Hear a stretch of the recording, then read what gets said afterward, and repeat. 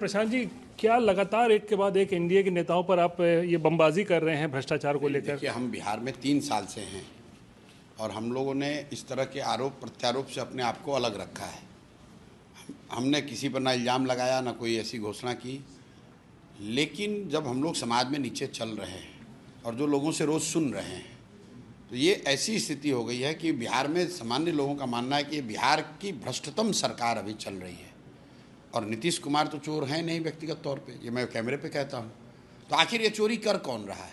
उनके इर्द गिर्द के लोग कर रहे हैं और लोग रोज़ आकर साक्ष्य दे रहे हैं।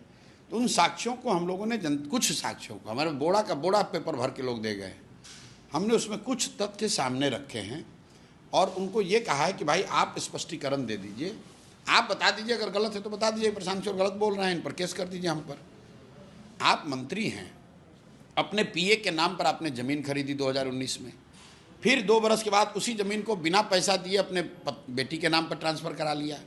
जब इनकम टैक्स का नोटिस आया तो फिर उसी पीए को आप पैसा बैंक के माध्यम से जारी कर रहे हैं। ये तो बैंकिंग का ट्रांजैक्शन है, ज़मीन की रजिस्ट्री है, वो हमने जारी किया है, तो फुल प्रूफ केस है।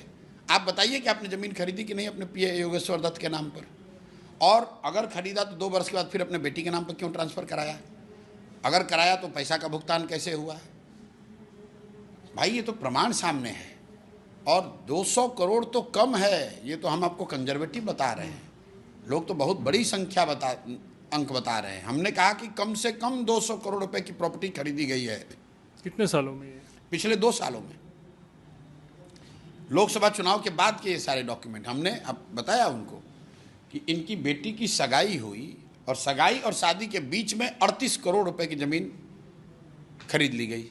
उसका एक डीड जारी किया है मैंने, और उसके बाद अशोक चौधरी ने आकर कहा कि हमने नहीं किया है ये, और हम ही थोड़े ने कह रहे हैं, उनके तो जदयू के मुख्य प्रवक्ता ने कह दिया कि भाई जवाब तो दीजिए।